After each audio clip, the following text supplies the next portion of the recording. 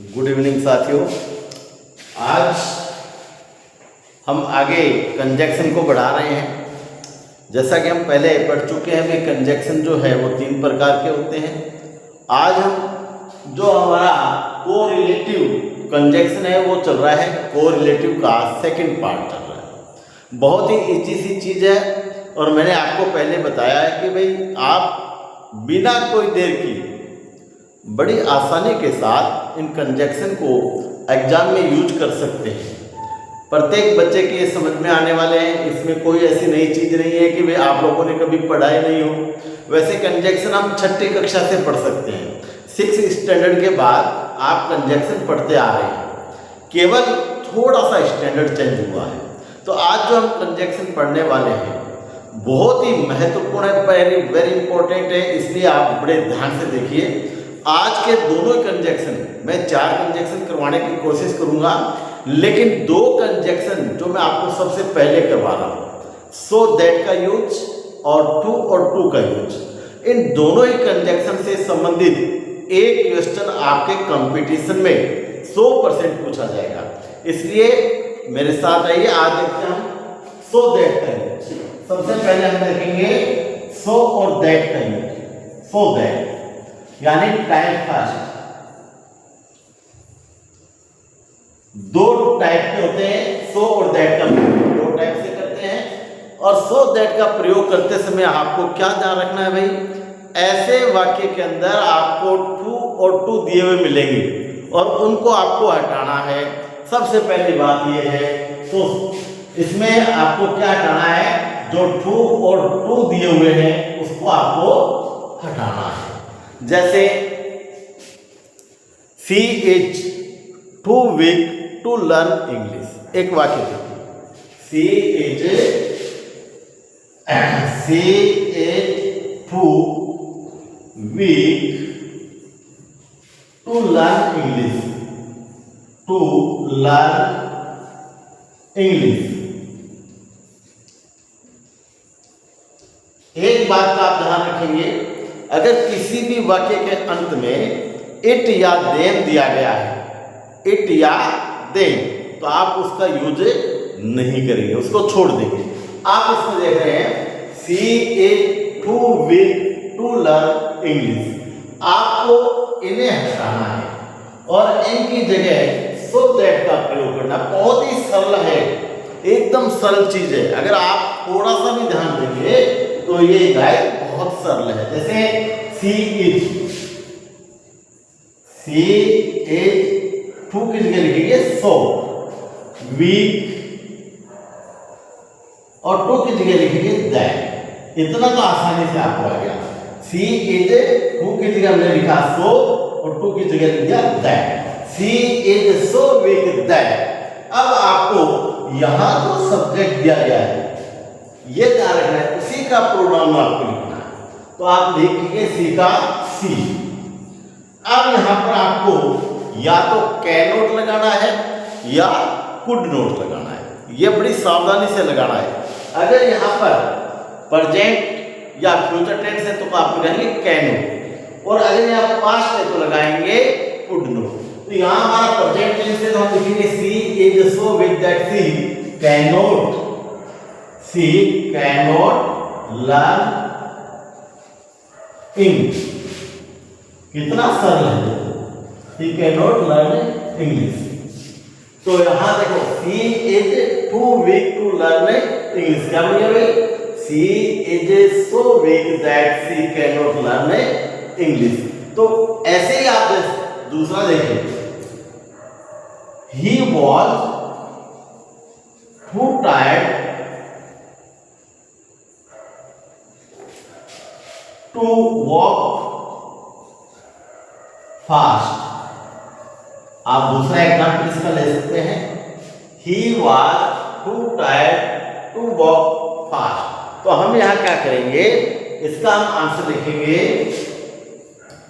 he was so tired to की जगह क्या लिखेंगे that। अब यहां वापस सब्जेक्ट, तो यहाँ प्रोनाउन दिया हुआ है तो लिख देंगे ही। अब कैन नॉट की जगह हम क्या लिखेंगे, could not. he could not walk fast। देखा कितना आसान है। अगर आपका यहाँ was था इसलिए यहाँ पर क्या गया could not, यहाँ पर एक था इसलिए यहाँ पर क्या गया can not। टू और टू की जगह आपको चेंज करना है, टू की जगह लिखना है सो और टू की जगह लिखना है दैट। तो आशा करता हूँ पहला टाइप आपको समझ में आ गया होगा। पहला टाइप क्या है सो दैट में कि जब सब्जेक्ट जो है समान होते हैं, इसमें सब्जेक्ट क्या होते हैं समान होते हैं। जैसे she is too weak to learn English, आपने बनाया she is so weak that she can not learn English. तो आपने टू का बना दिया सो और टू का बना दिया दैट। यहाँ एक आर एन या सेलवेल हो तो यहाँ कैन नॉट लगेगा, वाज पर आता है तो कुड नॉट। अब हम दूसरा इसका टाइप देखेंगे। जैसे इसमें ये टू और टू दिए हुए हैं, इन दोनों के बीच में फोर्थ जब दिया हुआ आएगा तो वो सेकंड टाइप होगा। जैसे थोड़ा सा देखते हैं एग्जांपल से। इसमें क्या है, इसमें आपको दोनों टू और टू के बीच में फोर मिलेगा और कुछ नहीं। देखिए जैसे सेकंड टाइप कर दिया सो दैट का सेकंड टाइप ऐसे होगा। जैसे English is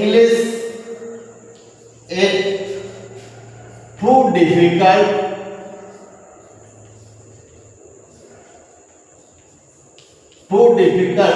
for me to learn it।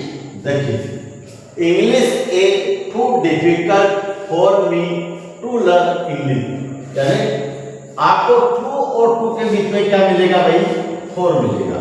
Second type की एक की पहचान है टू और टू के बीच में आपको फोर मिलेगा। और इसी को ध्यान में रखना, परीक्षा की दृष्टि में ये ज्यादा मोस्ट है पहले वाले की तुलना में, यानी टाइप फर्स्ट से ज्यादा इंपॉर्टेंट ये होता है। इसमें क्या करना है ये और इजी है। कैसे, जैसे देखो यहां हम लिखेंगे इंग्लिश एज, टू की जगह लिखेंगे सो डिफिकल्ट,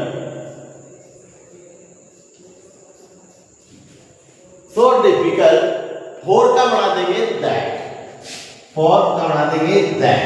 अब हम यहाँ सब्जेक्ट पर नहीं आएंगे, यहां जो भी आपका प्रोनाउन दिया उसको आप सब्जेक्ट बनाएंगे। तो मी किससे बना हुआ है आई से बना हुआ, आप लिखेंगे आई। और आप देखिए इज आया तो कैन नॉट, वाज आएगा तो कुड नॉट। तो English is so difficult that I can not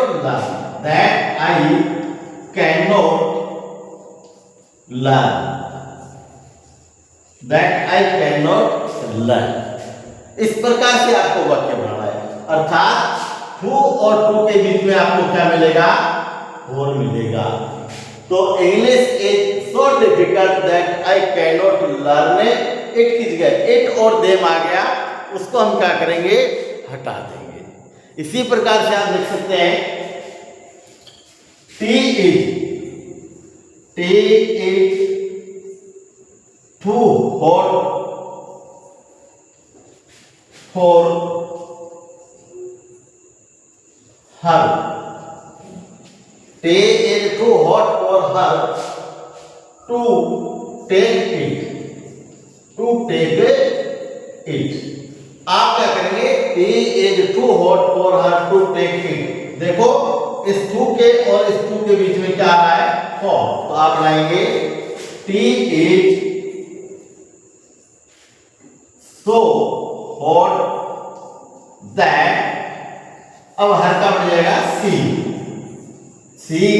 cannot take, आखिर में एट और देम है उसको हम क्या करेंगे हटा देंगे। तो ये क्या था हमारा कंजक्शन था भाई सो और दैट का। सो और दैट के दो तरह के हमने बता दिया आपको, टाइप फर्स्ट और टाइप सेकंड। टाइप फर्स्ट में आपको सेंटेंस के अंदर टू और टू दिए हुए होंगे, उनको हटाना है, और दूसरे में टू और टू के बीच में फोर होगा, उसको भी आपको हटाना है। किस प्रकार से, अच्छी तरह आपको समझा दिया। अब हम दूसरा ले रहे हैं, वो प्रयोग होगा टू और टू का, कंजंक्शन ले रहे हैं हम टू और टू का। जैसे हमने सो दैट का यूज देखा, वैसे ही अब हम यूज देखने वाले हैं टू और टू का। टू और टू का यूज या प्रयोग। यहां पर आपको देखना है, बहुत ही इजी होता है ये भी। जैसे English is very difficult.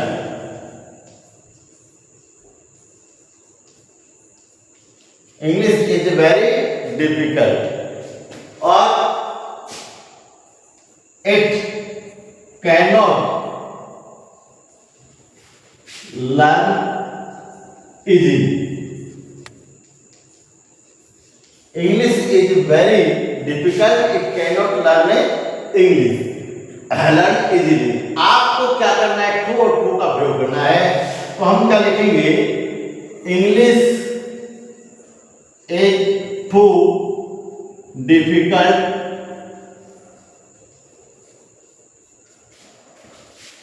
To learn easily. जैसे मोहन इज वेरी वीक,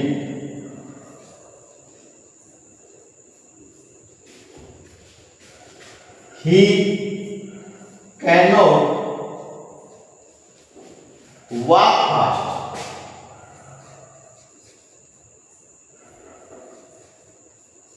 दोनों सब्जेक्ट आप देखेंगे मोहन के लिए ही आया हुआ है। तो ऐसे कोई भी वाक्य आता है तो हमें कैसे बनाना है, Mohan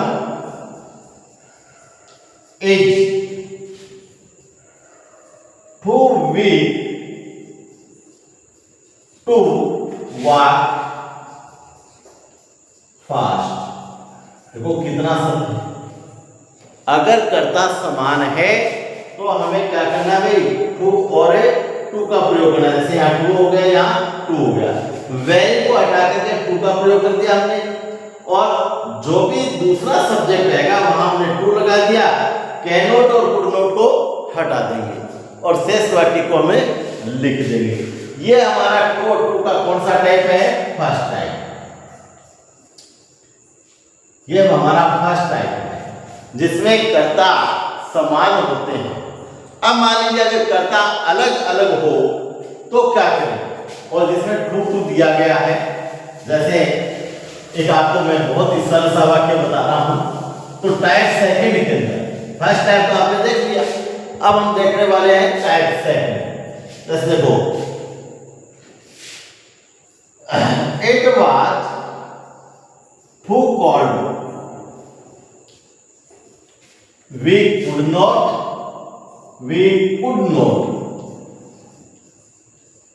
sit in open out of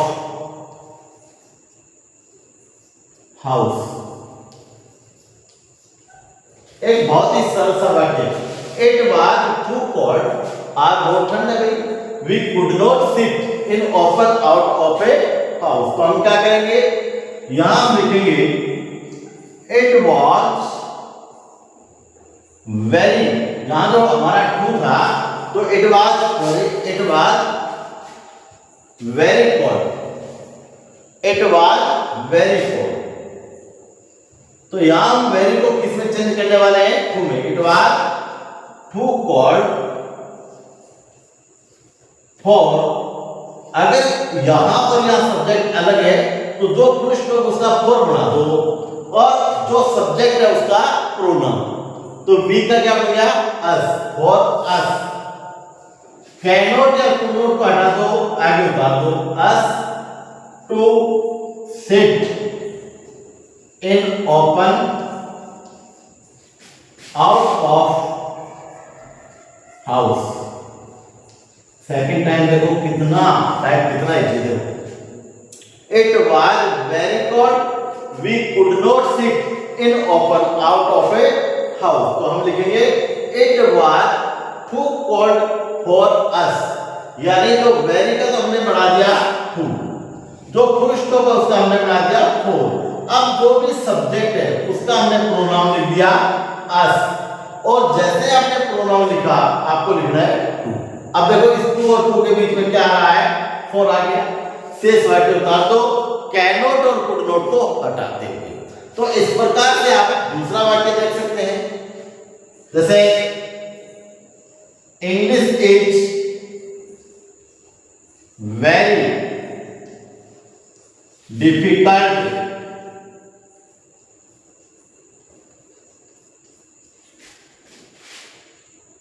English is very difficult और I cannot learn it।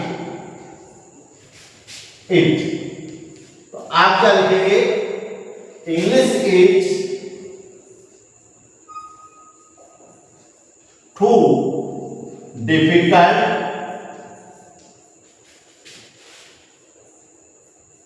for me। आई का बन जाएगा मी, और मी लिखते ही आपको कैनॉट टू नॉट को हटाना, क्या लिखना है टू, शेष वाक्य लर्न, इट नहीं लिखना है। क्या बन गया, English is too difficult for me to learn.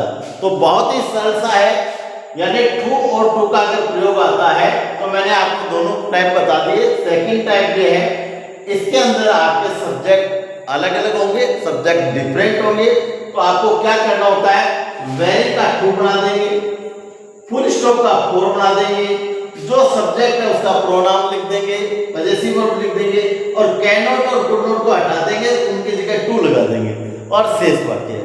अगर वाक्य के अंत में इट या देम है तो उसको हटा देंगे। तो आज हमने बहुत ही मोस्ट दोनों हमारे कंजक्शन देखे, सो दैट का, जिसका फर्स्ट टाइप देखा और सेकंड टाइप देखा। इसी प्रकार आज हमने टू और टू का देखा। अब इसके बाद में हम देखते हैं एक और जो हमारा कंजक्शन है, जो परीक्षा की दृष्टि से बहुत ही महत्वपूर्ण है, यानी एज वेल एज का प्रयोग। एज वेल एज का प्रयोग होगा, एज वेल एज का प्रयोग। इसमें आपको इतना ही ध्यान रखना है कि जो आपकी वर्ब या हेल्पिंग वर्ब जो आप यूज करेंगे वो पहले सब्जेक्ट के अनुसार ही यूज करना है। जैसे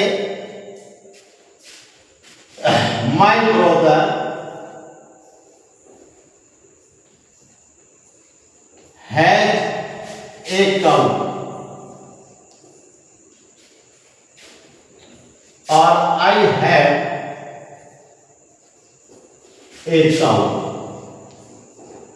आप क्या करेंगे, एज वेल एज का प्रयोग करना हो तो आपको पहला सब्जेक्ट लिखना है my brother,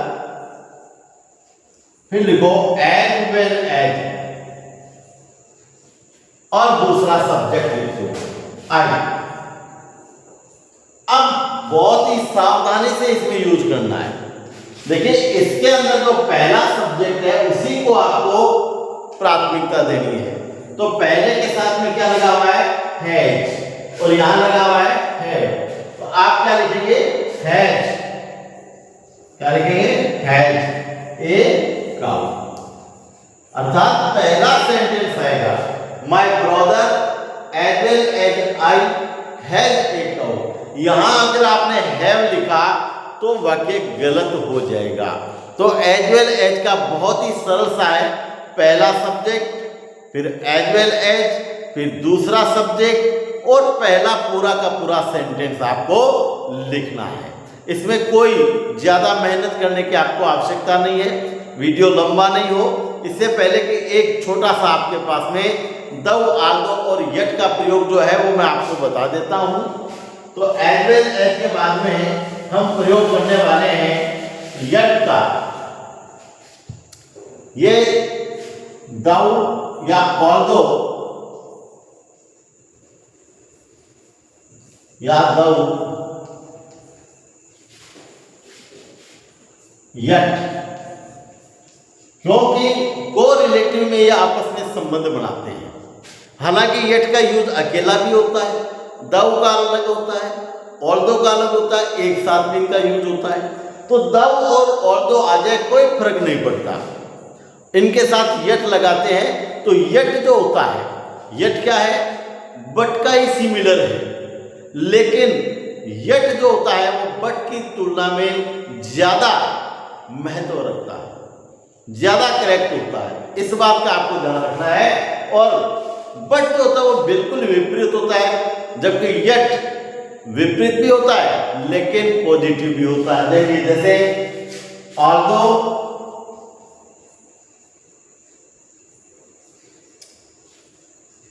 she is poor, she is honest. ऐसे वाक्य को जब हम पढ़ाएंगे तो हम क्या सीधा लिखना, कुछ नहीं करना। Although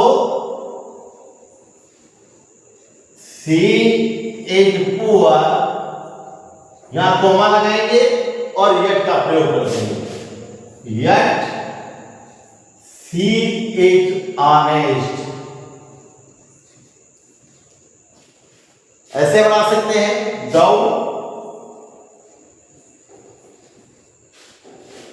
he worked hard, he failed। आप बढ़ा सकते हैं दाऊ, he worked